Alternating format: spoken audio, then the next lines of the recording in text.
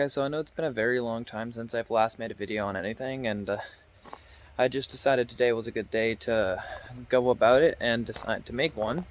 I recently just purchased something which I am very happy about, and I decided I would do a review on. So, right behind me over here is my 2021 GR Supra by Toyota. It's a yellow color because I thought it popped out the most.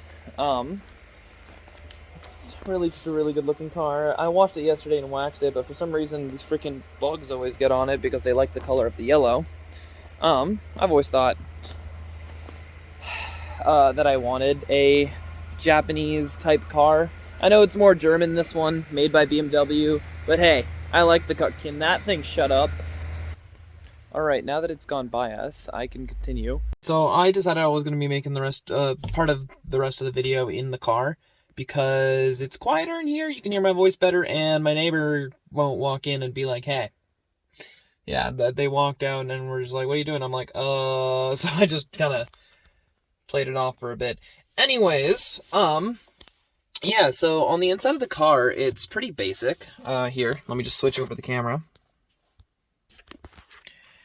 There's a couple of things to check. Number one, this is a 8.2-inch display, I believe, that is right here in your center console on the car.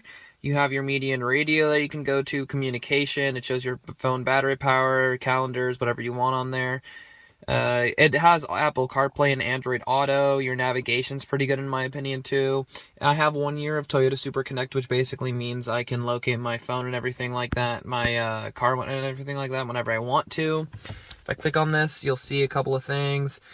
Basically what the Super Assistance is if I get stuck on the side of the road, I can just click that and I'll be able to get some help on the side. Concierge, similar thing, but if it's more if I'm in the middle of a crash or something like that and I need something like that. Messages are just some messages that come from Toyota themselves, any news, any updates, anything like that. Here I can also go to weather, news, and online search, wiki local, manage mobile devices, personalized menu to however I want. So if I go like, hey, let me check the weather. So I click that, it loads, tells me the weather for the week. Wednesday, and yeah, so it's looking pretty good. Then if I go over here, I can check the status of my vehicle. So it says here that it's pretty fuel efficient, I would say. 9.8 liters every 100 kilometers isn't bad, especially for a sports car. Most ones use like 15 to 17 liters every 100 kilometers. This one's actually pretty fuel efficient. That is, if I'm not using the sports button. But yeah, I have 288 kilometers left, and I'm just barely learning how to use that little fuel gauge over there. So 3 lines means about 288 to 300 kilometers, which I would say is really good. If we click on it, we can see some other things, like vehicle settings, if you want to adjust how your doors work, your exterior lighting, anything like that. Speed assistant, what you want it to go at. Speed warning, if you want to say like, hey, you're going over the limit, you can set it to how many kilometers over the limit it'll warn you at. Driver attention, that basically means like how it controls the brakes and stuff like that. And it shows you if it can see that the driver's tired and everything, it'll actually start giving you places on your GPS like, hey, go here after a really long drive. Sport individual, this is where I can control what happens when I choose sport mode. So for everything, it would basically be like, hey, I actually want the suspension to be different than that, so I go to normal suspension, right? In sport mode, and then there's that. If I want it to be steering, if I want that to stay normal, I can do that too. So now it's just the 2 engine and transmission that are sport, while the steering and dampening are different. So I like the adjustability of that, and you can make it pretty sporty with more fuel efficiency, I suppose. I'm not sure 100%, but I haven't tried it. For vehicle tracking, this is where you go to choose like, hey, I want the application to work with vehicle tracking so I can see where it is at all times. It uses satellite. I'd say it's a pretty good feature in my opinion. In case your car gets stolen, you can still locate it on your phone. That's pretty much all there is for the center console. Next here we have these controls there as well. So this is your volume up and down. This is your mode for the volume right here. This is your band. And I actually like this, but you can either click each button, which isn't assigned yet, or you can actually scroll on each button to see what it says. So it actually has a touch sensor on it, so you can actually just move it around, and I actually like that quite a bit, because it gives you that, instead of having to like click and click and click, you can just be like, this one, I want this one, and then click it, right? So I don't have it set for anything yet. Of course, here we have our little, I forgot what they're called, the thing you do when you're on the side of the road. Yeah. So here we have our climate control. It's pretty simple.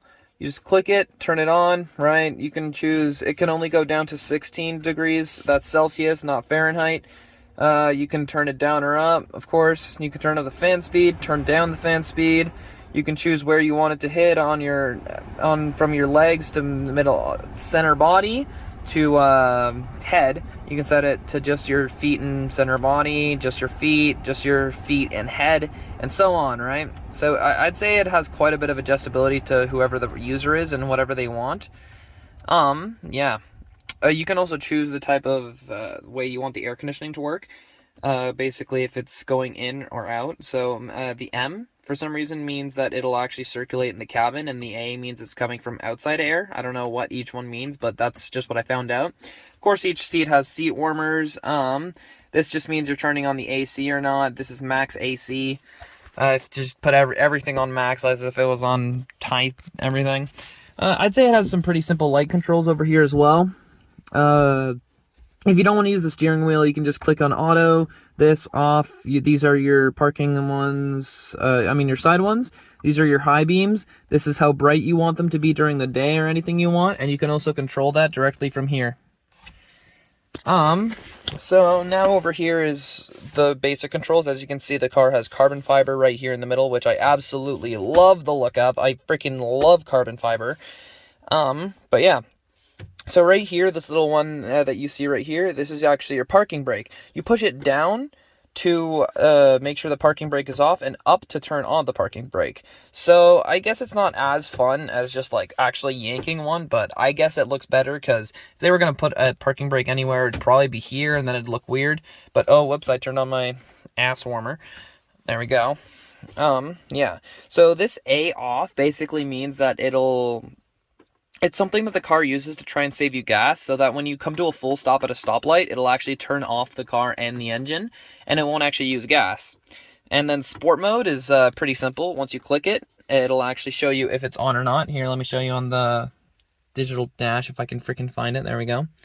If I click it on, two little lines appear to sport, and then that off thing basically just means that the regular mode is off, and it uses more gas and sounds better, right?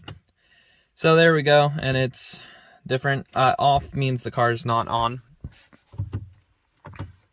There we go. And yeah, so that's that. So this P1 right here, this is when you're parking in backwards or forwards. This is your parking assist. It's pretty simple and pretty explanatory. It has a lot of sensors around the car for that, so I'll have to show that in a later part of the video, but we'll get back to that. Right here is your traction control if you'd like to take it on the track, racing, anything like that. Boom. And then right here, your safety system. You can't actually turn this off. This is basically just means it'll avoid anything like cars. Here, let me show you. Boom. See, I can't actually turn it off. It won't let me. It'll just say that it'll do all that for me. It basically stops if it sees a pedestrian so it doesn't kill them. But yeah, the only thing I have against this car is this little shifter. This is what I use to choose my gears. Now, it's pretty easy. You just have to click this button on the side and push it all the way back for like this to drive, all the way forward for reverse, and then just one little tap for neutral, because if you can see it goes forwards twice like that, one and then two. So it's pretty simple in that area. And if you want to take it into manual, it's pretty easy as well. All the way back, and then one to the left. I can't do it now because it's not on, but that'll put it into manual mode where I can choose to control my gears however I want. And then there, I can just click park in the middle to choose if I want to park it or not. You can do that at any time. Yeah, it's also an on-off button. It's not like a key fob or a twister. I don't freaking know what it's called, but hey, it's not that. Pretty easy stuff on that side. Let's go to the navigation here. Show you what it looks like. Map. I'd say it's a pretty good looking one. It's kind of glitched out for some reason right now, but I actually like it. You can also choose it to be like satellite or whatever you want there, right? But I'd say it's pretty cool. Over here we have each one. It's a 12 speaker system, JBL. I don't know where the other ones are, but it is 12 speakers, as you can see right there and there. Now JBL is made by Harman Kardon. I'd say they're a really good speaker company, mostly because of the fact that their bass is actually incredible. I have JBL speakers at home. I use those all the time. The car sounds just like it, and I love it. All right. Now, another thing that I find pretty easy about the car is actually the mirror adjustability. Right over here, you can see that there's that option where you can just choose it left to right to choose if you want to adjust each mirror. And then this one is to actually fold in the mirror, see? So if I'm parked somewhere or something like that and something's happening and I want to fold them back, I can whenever I want. Then I can unfold them back to the exact position they were in and they'll remember that. Now, here's another thing as well. The steering wheel. I'd say it's a pretty nice steering wheel in my opinion. I can't show you the entire thing perfectly, but this is what I can do for you. The steering wheel is actually fully leather as well, as same with the dash and everything, of course, but like the leather on here feels so nice on your hands. It's actually incredible. Like I wouldn't put a steering wheel cover, like I actually got one to protect it, but I'm not putting it on. I'm going to return it simply because of the fact of how nice this leather feels. Yeah. So on the sides here you have your paddle shifters if you would like to shift gears in your manual mode however you want. I haven't actually tried it because I'm not very good at driving manual, but I do know how. Here we have our controls for these ones.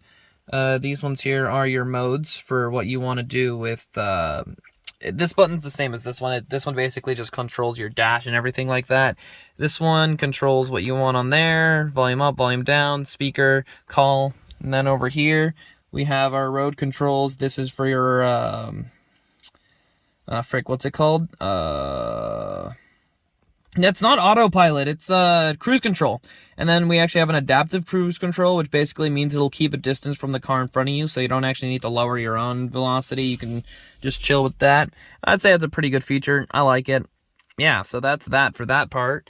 There's not much more in the interior unless I get out, so I will be right back. Okay, now that we're on the outside, this car does feature leather seats as well. They are so nice to sit in, really comfortable. They also are really good looking, mostly because of this area. Toyota does say that these are actually adjustable, so where you can make holes in like these area to make it work for actual track seat, but I would not recommend that since it would probably ruin the car itself. Yeah. I actually love the interior from here. Yeah, so that's basically that for that area. Cup holders, not much to explain there. Close it. On this side as well. Sorry I keep on cutting, but like I can't show you my license plate, so it's getting really hard. And oh, actually now's a good time. So this thing actually uses some pretty premium freaking gas. It's painful, but hey, kind of have to. Anyways, so back to this. My favorite part of the car as well in the back. These headlights are freaking beautiful, man. It just looks so good. Same with the GR logo back here, Gazoo Racing. That's Toyota's racing company / group. I don't know exactly what to call it, but yeah. The only thing I don't like about the car is that when it rains on the inside, water collects here. I don't know why or where that comes from or where it collects from, but it does. So I want to fix that somehow, and I don't know how. But I'll see over time. Eventually, I will find out. So, yeah, it's pretty interesting to close too. Just slap it down like that, and then you're completely set. And this one only has the rims that change color. I'm not a huge fan, but I think it's really diverse and really cool. But I feel like it would look better just full on black or full on silver wheels. But hey, everyone do what they do with your company, right? People buy it, it's good. Look what I did. I'm saying I don't like it and I bought it. yeah. That's all I really have to show on this. But yeah. Thanks for watching though, guys. If you would like me to review any other parts of this car, let me know. I'll do some more videos in the future about it, because I'll have to do like a POV, like drive, see, like have a friend recording it. But I'll be back for that at some point, and after I've driven it for more, because I've only had this one for about 4 days. I want to have it for at least 6 months before I can give an honest review on the entire car's drivetrain and everything. So yeah, I'll see you guys then.